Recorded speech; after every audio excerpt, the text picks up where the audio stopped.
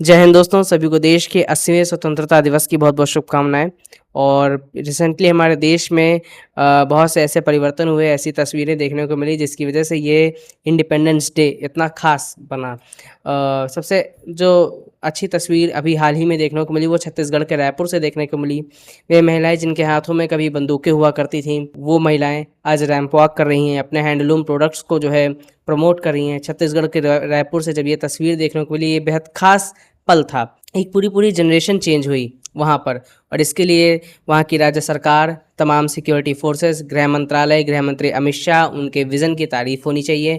उनकी दृढ़ इच्छा शक्ति की तारीफ़ होनी चाहिए। जो उनका एक विज़न था नक्सलवाद मुक्त भारत, उसको उन्होंने ज़मीन पर बहुत हद तक उतारा, एक सफल प्रयास किया, इसके लिए उनकी तारीफ़ होनी चाहिए। दूसरा, अभी हाल ही में हमारे देश में जिस तरीके से जेन ज़ी और जेन अल्फ़ा प्रोटेस्ट देखने को मिले, जेन ज़ी प्रोटेस्ट, फिर चाहे वो जंतर मंतर का प्रोटेस्ट हो, चाहे झारखंड में जो चल रहा है वो प्रोटेस्ट हो, और जेन अल्फ़ा जिस तरीके से जवाबदेही की मांग अब जेन अल्फ़ा भी मांग रहा है।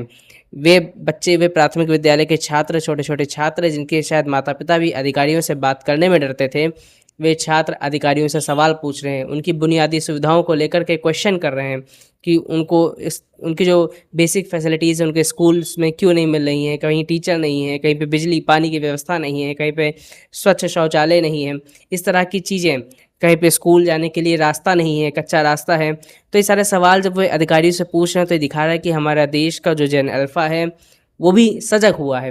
और ये जो स्टार्ट मिला, ये दिल्ली के जंतर मंतर के सीजेपी प्रोटेस्ट से मिला, और इसके लिए उनको क्रेडिट देना चाहिए, जो कि सच है। देखिए कि स्टार्ट वहीं से आया, और अब जैसे कि एक नया अभियान चल रहा है कि देश में जो स्कूल की हालत है उसको लेकर के सजगता फैलाने का जो अभियान चल रहा है, वो भी काफ़ी अच्छा चल रहा है, और उसको भी कई बहुत ज़्यादा प्रमोट करना चाहिए। और तीसरी चीज़ जो इस बार हुई है, हमारे देश के लाल किले पे पहली बार हमारा राष्ट्रीय गीत वंदे मातरम बजा। 150 साल पुराना राष्ट्रीय गीत हमारा, जिसको 80 साल लग गए लाल किले के प्राचीर से जिसका गायन होने में। ये काफ़ी ऐतिहासिक मोमेंट था जो कि आज हुआ, और इसके लिए भी देश की सरकार को, उसकी दृढ़ इच्छा शक्ति को बधाई मिलनी चाहिए।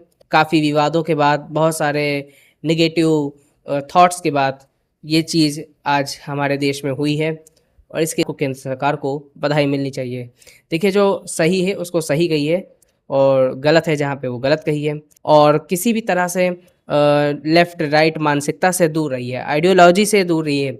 अपनी जो सच है, जो दिख रहा है, जो हकीकत है, उस पे बात करिए, उस पे सवाल करिए, किसी पार्टी का मत रहिए। यही आज़ादी का असली महत्व है। बाकी आप सभी को एक बार फिर से देश के स्वतंत्रता दिवस की बहुत-बहुत शुभकामनाएँ। जय हिंद, जय भारत।